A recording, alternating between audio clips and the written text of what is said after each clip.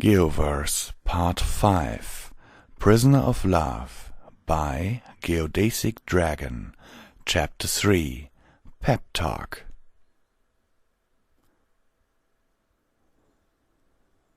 The royal sisters exchanged a curious look with each other as I stood firmly still, unable to speak. They studied me with raised eyebrows for a few minutes before I was able to compose myself and formulate a sentence. "Princess Celestia," I said hesitantly, "might I ask why your sister is here? I was under the impression my conversations were to be with you, as per my punishment." Celestia smiled. "They were," she replied, "but then Luna told me how much she would like to get to know you as well. You don't have a problem with that, do you?"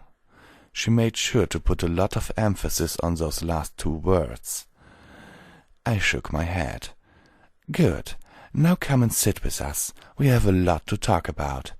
I walked over to where the princesses were sitting. They each moved to the side to reveal a chair positioned between the two of them. I sat down, both princesses towering above me. "So," said Luna, "how are things in Ponyville? It has been a while since I was last there." "Things in Ponyville are going smoothly," I replied. "Life still goes on in the quaint little town, much as it always has." "I heard that the element of laughter and honesty have each found a special pony," Celestia said. "Is that true?" I nodded. "Pinkie Pie is with Dr. Sorrow, and Applejack is with John." "And are they all happy together?" Luna asked. "I'd certainly say so," I replied. "I just hope they don't have to go through what Twilight and I had to. Being separated from the one you love for so long is heartbreaking." "I can't say we have ever experienced something like that," Celestia said softly. "As princesses we have very little time for romance."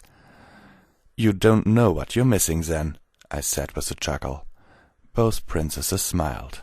"Tell me," Luna asked, "what's it like? Being in love, that is." "I'm no poet, so I can't give you a long-winded answer to that," I replied. "But speaking as a normal man, it's the greatest feeling I could ever hope for. The fact that I have some pony to love, and who loves me in return, is what keeps me going." "If only we could experience something so tender," Luna trailed off, her voice taking on a tone equal to Fluttershy's. "It would be nice to love some pony," Celestia said. "Were it not for the fact that we are alicorns." I raised an eyebrow. "And what does that have to do with the price of hay?"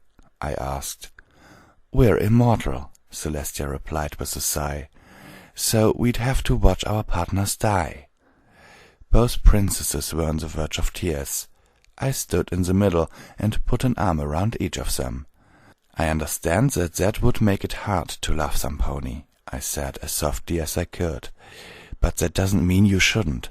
Yes, you will see many lovers die, but you know what won't die?" Both princesses looked at me expectantly. After a pause, I smiled and pointed at their foreheads. "Memories," I said simply. "Love may come and go, but memories are eternal. You shouldn't let that get in the way of happiness. You may have several relationships in your long lives, but you will have the memories of your time spent together." "Are you speaking from experience?" Luna asked.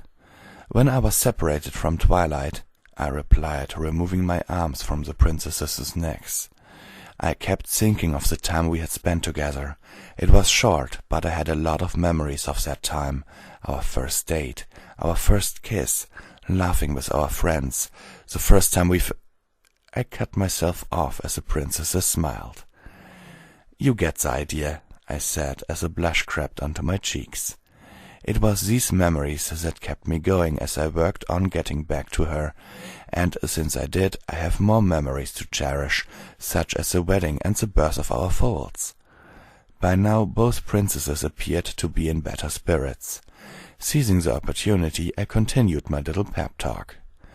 "I guess what I'm really trying to say is this. Don't let your emotions and fears stop you from enjoying life. Yes, it'll be hard to lose a lover, but you will move on eventually, and you'll have your memories to remind you of the good times. Just because you're princesses, that doesn't mean you have to be confined to a life of solitude. If you have some pony in mind, you would do well to make them yours before it's too late." Both princesses had smiles plastered firmly on their faces as they watched me walk around the room as I talked. Once I finished, they both applauded. Once the clapping had subsided, Luna spoke. "You're right, Geo," she said. "I am a princess, and if I want to have a relationship, then by Tartarus I will have one." "Hear, hear," Celestia nodded in agreement. I grinned. "That's the spirit, your majesties," I said. "Now, who are the lucky stallions going to be?" Both princesses blushed. "One of the nobles approached me the other day and asked if I would accompany him to dinner," Celestia said. "I politely refused, but he's not stopped asking. I don't know if it's love, or if he just wants to further his career, but I'll take him up on his offer the next time he asks." "Atta girl," I said. "How about you, Luna?" Luna traced a hoof along the ground, following the intricate pattern chiseled into the marble floor. "One of my bodyguards has been getting a little bit too close lately," she said. "In fact, he tried to kiss me the other day. When I refused, he apologized profusely and blamed alcohol. But I couldn't smell a drop on his breath." "Talk to him," I said, "and see what happens." "I will," Luna replied. "Thank you for the pep talk, Geo. It has been most enlightening. If you'll excuse me, I must rest now before I raise the moon. Good day to you both." "Good day, Luna," Celestia and I said in unison. As Luna left the room, Celestia sighed. "What's wrong, princess?" I asked. "Are you worried about what might happen with that noble?" Celestia shook her head and nodded towards the clock on the wall. "Ah," I said, "I must return to my room. Very well. But please do tell me how things go." Celestia nodded as Shining Armor entered the room. "Princess," he said with a bow. "You ready, Geo?" I nodded.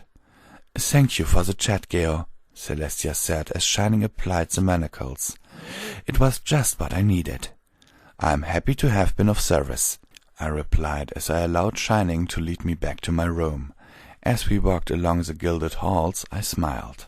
Regardless of what happened, I knew that at our next meeting, the princesses and I would have a lot to talk about.